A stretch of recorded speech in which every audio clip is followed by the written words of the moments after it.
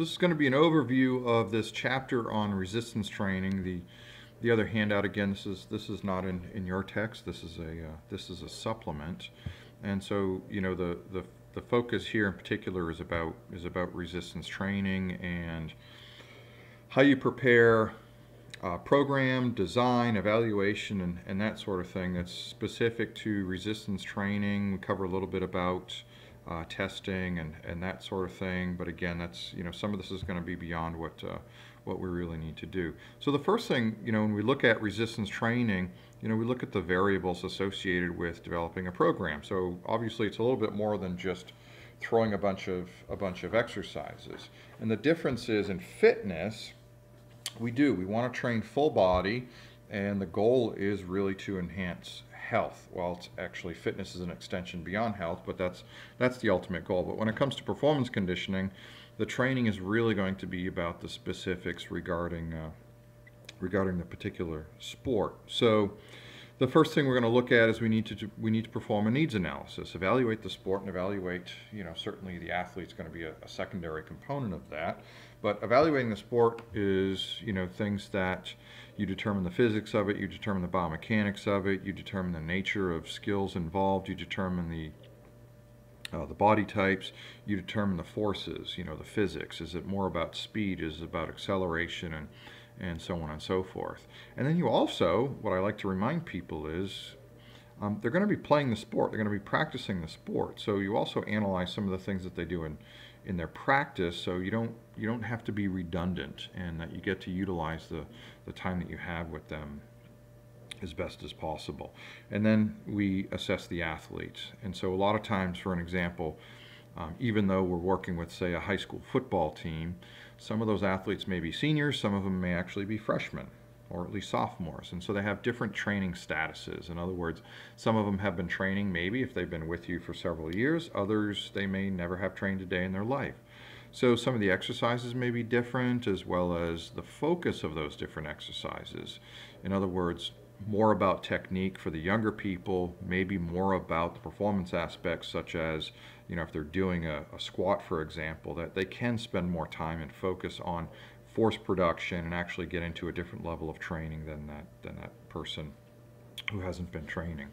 And one of the ways that we also look at this is we do testing. So we find out exactly where they are, and there's lots of information out there that we have data, for example, on high school performances for various types of athletes. So you can kind of match them up to where they stand, within a certain normative category. And we certainly have that throughout the levels of college and professional and Olympic sports as well. And then to remember that primary resistance training goal. What do we do with that? And again, we're not trying to replicate what they're necessarily completely doing on the field, but what we want to do is make sure that make sure that we emphasize what we can gain from resistance training. So hopefully by now, you've picked up on the fact that you can't run around, with a 45-pound weight plate, and really you need to evaluate, and is that even beneficial if you could, and sort of what we can get from that. So again, analyzing the sport, analyzing the athlete, and then here's a basic overview of some of the focus or the goals that you would look at regarding the people. And the misconception is a lot of people at the beginner, they just want to jump right into it, and that's really not beneficial. And so you really want to make sure that they have the technique down, because the technique is going to be associated with them actually getting better. So in other words, if they have poor technique, they're not going to be able to perform the appropriate lifts, and they're not going to be able to maximize the benefits from that. So once we've analyzed the sport, analyzed the athletes, sort of where they are, and again, when we look at some of the testing features, very common would be strength, very common would be power assessments, and again, matching those up with a particular sport. So then we choose the exercises, and so we need to decide what types of exercises are going to be in the program, and again, we really need to match up with what's important. And that's why I always emphasize, looking at the biomechanics and the physics of things. Because even though a specific movement pattern may not completely mimic a movement pattern that's performed on the field or on the court, it may influence or have direct relationship to some of the physics of things. In other words, power, for example. And then we need to go back and also look at the science, and hence, this course being either principles strength conditioning or sports science, something related to, evidence-based practice and why it is that we do what we do. So when we choose the exercises for specific programs, first look at the exercise type. What type of exercise is it? Especially when it comes to things like core exercises or assistance exercises, those tend to be more of an emphasis or de-emphasis than the major types of exercises. And when we say core, we're not talking about what most people think of as sort of the torso. A core exercise with regards to resistance training is a major exercise, something that requires large amounts of muscle groups, large amounts of movement, large amounts of energy. Versus the assistive exercises, those are usually smaller. They may be a little bit more focused, like a bicep curl versus a bent over row, for example. So in essence, we'll typically choose, the core exercises to perform first. And, we joke about this a lot of times when we go into the fitness centers is, some people go right in. The first thing they do is they're going to do a bicep curl exercise because they love doing bicep curls. But if your biceps muscle is going to be utilized in some of these larger muscle activities, larger exercises like a core exercise, like a bent over row or a pull-up or something like that, if you fatigue that muscle, then it's going to have a negative influence on the core exercise, which in general has more benefit with regards to the transferability to sport performance. Okay. And then also we break down the exercise type, is it more structural or power exercise? In other words, are you really in a position where you can focus on that stability, and it's much easier to maintain that stability because either you're training on a very stable surface or it's moving relatively slow. Versus power exercises, we tend to move much more rapidly. And then we have sport-specific exercises. So these are typically ones that do have a very high relationship or comparative analysis to what someone is doing in sport. And so if we just look at those types of exercises and how we sort of function these things, then when we start getting into sport-specific exercises, we're usually going to be a little bit closer to the season and why you may choose some of those over the others. So here's a great example of looking at specific movement patterns and relative exercises. In other words, if you're working with a basketball player and they're dribbling and passing, close bench press, dumbbell bench press, tricep push down, reverse curl, hammer curl. So those are more sport specific and movement related than, say, the actual bench press itself. We tend to use a wider grip, which is going to focus more on, say, the physics, which is going to be the development of overall force production. And then we get into the muscle balance, so agonist and antagonist. So a lot of times, we focus so much on the positive phase or the concentric phase or the acceleration or the up phase. And as we always say, what goes up must come down, or also known as sort of the recovery. So in other words, you're going up for a layup, or you're going up to head the ball, or you're going up to perform a serve in tennis. Well, you eventually have to come back and land. So I want to make sure that we can not only land appropriately, but then be ready for the next move. Change direction, the ball's going to be volleyed, it's going to be returned to you, someone's going to bump into you, and so we look at various types of exercise that also have that particular influence. Exercise technique experience. So again, as I mentioned earlier, this has something to do with whether or not you can focus on certain aspects of the training and the conditioning. For example, Olympic weightlifting. So we use certain Olympic weightlifting movement patterns within the realm of performance conditioning. And typically when an athlete comes in, they may have been going to the gym for a while, but if they don't have experience with those particular movement patterns, essentially their training experience with that is zero. They're infantile, so to speak, with regards to how they can actually perform those particular movement patterns. And what that means is we're gonna spend a little bit more time on the technique. And the reason for that is, one is we don't want them to get injured. Okay, so if we're using appropriate technique, the likelihood of getting injured is, well, rather extremely unlikely. It's very safe to perform, conditioning types of activities. And the second part of that is with appropriate style technique, that's where the benefit comes in. Because with poor technique, eventually you're going to hit a plateau. You're not going to be able to use as much resistance. You're not going to be able to generate as much force, power, and so on and so forth. And so you'll hit that limitation to the benefit of the particular exercise. Availability of resistance training equipment and time per session. So in some of my experiences when I've had students intern with me and say working with high school athletics, we talk about the utopia of performance conditioning where we'd love to have the athletic population for, 2 hours a day, say for 5 or 6 days a week. Well, the reality of that is typically doesn't happen because they're playing their sport, they're doing other things, and really it doesn't need to be that much of a focus. And so we need to take into consideration and understand the fact that, one, we may not have all the equipment that we see in the textbooks and that we talk about that's available to us, and or let's say we don't have enough of those pieces of equipment because the ratio of equipment to the athletes is not ideal.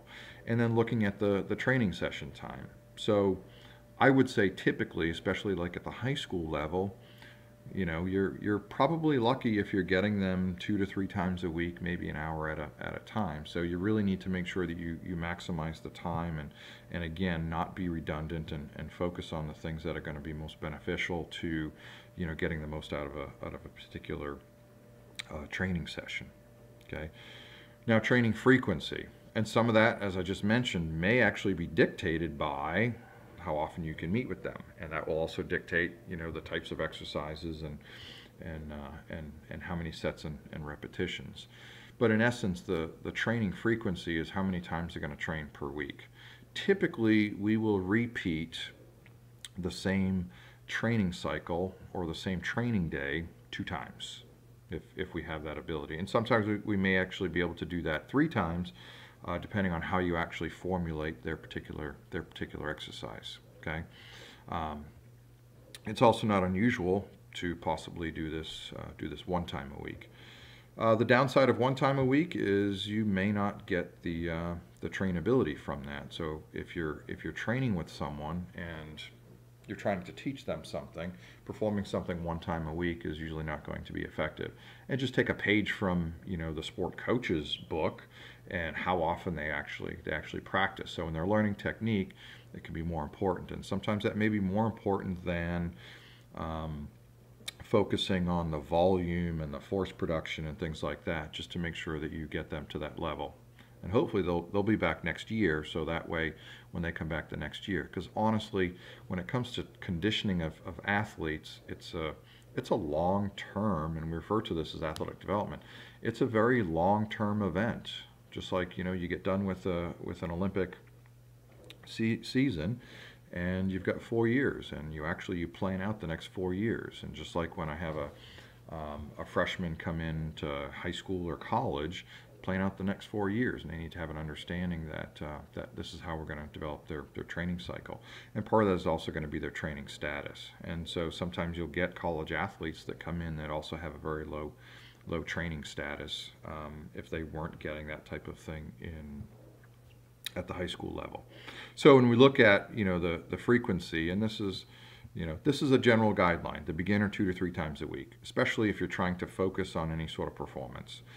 But if you were actually trying to train them and teach them more technique oriented activities, then you may bump that up and perform it a little bit more.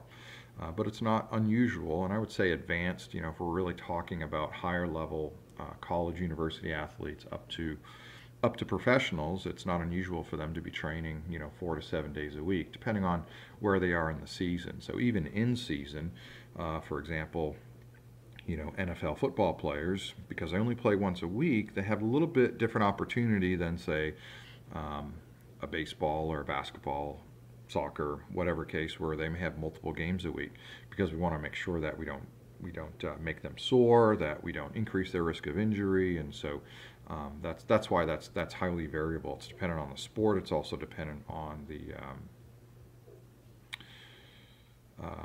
the season that they're in. So here's an example of what's referred to as a split routine. So a split routine means that you're taking all the things that you want them to do and you divide that. And sometimes it can be divided into upper body and lower body, as this example is. So it's looking at the various training days. So you may have a combination of 2 training days if you're doing a split. It could even be a 3-day. So for example, for me, a lot of times if I have athletic populations that I'm working with 3 times a week, say Monday, Wednesday, Friday, say we're doing an upper body on Monday, we're doing a lower body on Wednesday, and then we do a combo lift. So we do an upper and lower on Friday. We don't just add them together if we still only have an hour, so we need to kind of remove some of the techniques that they're performing and focus on what it is that we really want to make sure that they get the most out of. Okay. So the sports season, that's when they're in season, and again, it really depends on the athletic population. A misconception is when they're in season, they don't train hard. Actually, this is some of the hardest training that they do. And by hard, that could be relative. When we say hard, it really means intensity. The level at which they are close to or at their maximal ability, either in force production or in power production. So to maintain while you're in sports season, it's actually very important to make sure that we are at that specific level of intensity. So sports seasons are typically divided: off-season, preseason, in-season, postseason. For example, off-season is going to be after the postseason. So let's take American football. The season's over. If you're high school, then you're sometime in, say, November. If you're college, maybe a little bit later. If you're professional, it's even a little bit later than that. So once the championships is over, there's this postseason referred to as active rest. You should be healing during that time, because once we get into the off-season training, the off-season training is where we do a lot of our work, where we're trying to influence outcomes and make changes. So that's where we're trying to increase lean body mass. We're really trying to increase power and so on and so forth. And so if you're in the postseason, if you don't do your active rest appropriately, you're not coming into the off-season appropriately, and you're probably not going to heal. So it's very, very important that the postseason be conducted appropriately. And postseason active rest means it's not that they're not doing anything, just sitting on the couch. If you're actually a serious athlete, there's no point in time where you're really not doing anything. So active rest really means they're doing something different. They're allowing their body to recover. So if they were a football player, they're probably not playing contact football. They're taking some time, and instead of doing, say, heavy weightlifting, maybe they're doing some swimming, maybe they're doing ballet, whatever the case may be. It's something usually a little bit different that's going to allow and facilitate some recovery and healing. And then the off season, like I said, is when a lot of the stuff goes on that we're trying to change. Preseason is as we're approaching. Common, say, for college or high school is, when the athlete, say, starts their preseason training, their 2-a-days or what have you, when they come on campus, if it's college. So we'll have some sports specific focused in that preseason, and then in season you can see that the frequency dramatically reduces, again, really because it's dependent on the type of sport they are. So training load and exercise type. Training load is the percentage of intensity that they're going to be working with. So for example, if you did a bench press and you had them do a 1 repetition maximum and they could bench press 300 pounds, the training load is going to be based on that 300-pound maximal lift. So for example, you may have people training at 80% of that, which means that you take their maximal lift, you multiply it by 0.8, and that's essentially your training load. And so that's a very basic and a little bit older guideline that we've used in the past. And the reason I call it older is that 1 repetition maximum actually changes throughout the season, especially if we're in a hypertrophy or a phase when we're trying to increase lean body mass and the focus is not on strength or power. Your 1 repetition maximums will actually go down, and we need to make sure that we take that into consideration. So also within the training frequency, we also need to take into consideration other things that they're doing, and that's why sometimes you see within season they're only going to be training, say, one to 3 times a week because they're playing their sport. They have events and they're spending more time or more focus on the execution of their particular sport. Exercise order. Well, I don't want to say this is too easy, but it's kind of easy. So we focus on power moves, and the reason is they're very ballistic, they're very technique oriented. So we want to make sure that we can execute those appropriately. And then secondary would be, the other core lifts. So for example, if I was going to be doing a hang clean exercise and a squat in the same day, then the hang clean exercise, because it's a power movement, would come first, and then the squat is going to come second. And then if I was doing, say, some leg extension exercises or calf raises, those assistive exercises are actually going to be, they're going to be coming last. Likewise, if your split routine focuses on an upper versus a lower body, then usually we're going to either potentially alternate. So we're going to do one upper body and then one lower body. That will facilitate some recovery in between. And that's maybe part of your training methodology. And other training methodologies might include doing all your lower body exercises first and then doing your upper body exercises next. Another method is referred to as a push-pull. This is typically what I employ. So push exercises are things that you move away from your body, like a squat exercise or like a bench press. And then pull exercises are things that you pull towards your body, like a rowing type of exercise, or any of the Olympic weightlifting moves, such as a clean pull from the floor or a deadlift and things like that. So I divide them up into push and pull days. And then we have another variation, supersets and compound sets.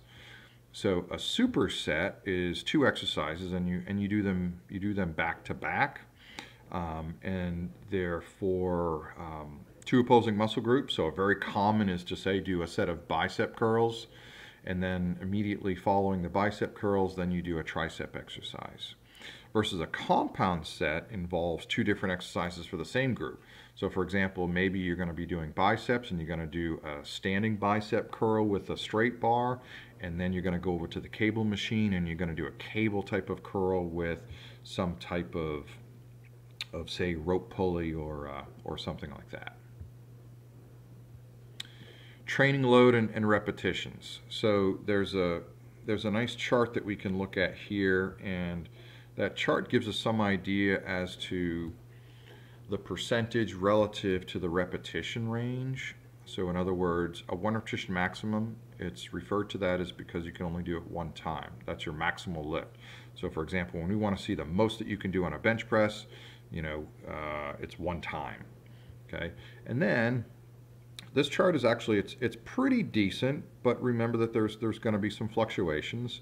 So let's say you measure that at 300 pounds for the bench press, and then you write in your program you want someone to be working at 90% of that, okay?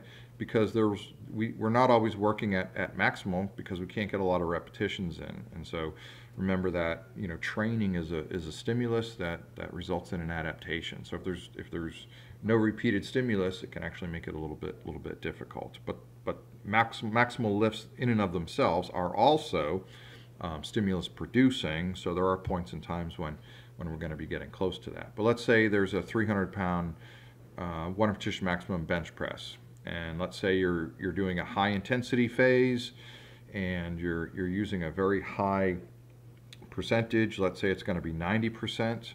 So theoretically, if you wanted them to do sets of 4 repetitions, you would take that 300 pounds, multiply it by the 90%, which is 0.9 as a decimal, and that's going to be 270 pounds. So in my program, if I had my athlete performing sets of bench press at 90% of their 1 repetition maximum for sets of 4, then I would put in there, do your sets of 4 with your 270 pounds. Now, if they can't complete that, then this isn't perfect, but at least gives us some guidelines. But it always really comes down to trial and error. So related to that, that's also a reason to do what's referred to as this multiple repetition maximum testing. So instead of doing that 1 repetition maximum testing, do a multiple test. And so that way you can have a little bit, do a 5 repetition maximum test, and then you can be really specific as to when you're prescribing 5 repetition maximums. We're not really going to cover a whole lot of the one repetition maximum testing, but here's a protocol for you just so you get an understanding. It's important that we rest in between, so that way we get the complete recovery when we're trying to perform one repetition maximum types of tests. Okay, so assigning that load again is really going to be dependent on within season, and we're going to look at another chart that's going to kind of give us some of that information here. And it's not really completely this one, but we'll look at another one. So this is using, the one repetition maximum method, and this is using the multiple repetition maximum. So this is how we use the testing protocol to determine, what the volume load is going to be, the number of sets, repetitions, and the resistance that they're going to be using. So you need to determine what your goal is. Do you want it to be strength? Do you want it to be power? Do you want it to be for hypertrophy? Do you want it to be for endurance? Okay, and that's where this handy dandy chart comes in. So when we look at the training goal, this kind of gives us some guidelines as to the number of repetitions relative to their maximal that they should be performing. So maximal strength production, obviously the highest is going to be a one repetition maximum. So using sets of really less than 6 is going to focus on more so with strength production. Look all the way down here though. It's not to say that people don't get stronger with lower repetitions, but that usually means that that's not the focus. So in other words, there's a lot of overlap here, so you need to decide what it's going to be. Power is an interesting one because it really also depends on how fast they can move it. So when we look at this right here for power, we're not just saying it's relative to their one repetition maximum for how slowly they can do it, but it's the power output. Okay, so when we're looking at power types of exercises, don't misunderstand that it needs to be the repetition maximum for that particular power focus. And we've already looked at that. Okay, so this is sort of the handy dandy chart I was referring to. So when you're in their strength phase, you're typically greater than 85%. Their power phases, you can see that the percentage is going to be a little bit lower. And ironically, hypertrophy, which means increase in muscle size, is going to be more of the moderate. And it's also not unusual that they're going to see some benefit with regards to aerobic capacity during the hypertrophy phase. Muscle endurance, you need to question that because, again, resistance training has a much better focus on these areas, strength, power, and velocity. Muscle endurance, we can do a little bit of that, but once you start getting to that level, you need to question, what the specific benefit of doing really high repetitions under a particular training load. Okay. When we do need to go up in resistance, as someone is completing all of their lifts and they are in fact getting stronger, it's usually somewhere around 2 to 5% that we increase. So it really should be moderate. And the higher you get, remember, if you're bench pressing 300 pounds and you increase by 5% and you go up by 15 pounds, that's actually can be considerable. So that's why we say that the increase in resistance is certainly going to be relative. So again, don't think that this is necessarily a hard fast. Looking at volume, multiple versus single sets. From the fitness or health perspective, when we do 1 set versus 3 sets, 1 set gives us about 87% of what 3 sets gives us.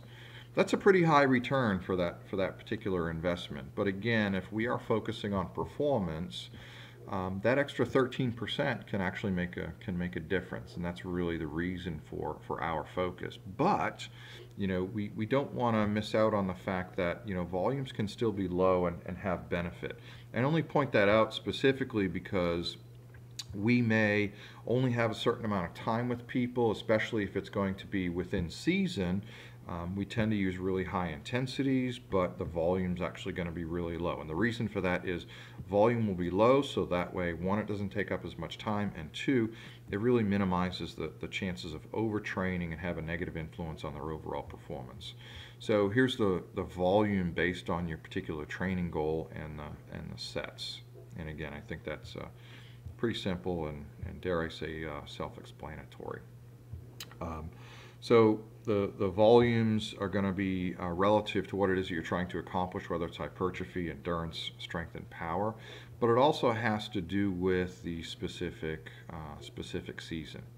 Now let's look at rest periods. So rest periods is resting in between. You gotta rest. When I see people in the gym trying to perform very heavy lifts, very powerful oriented lifts, and they're not resting in between, they're not going to recover. And if they don't recover, the stimulus is actually going to be reduced.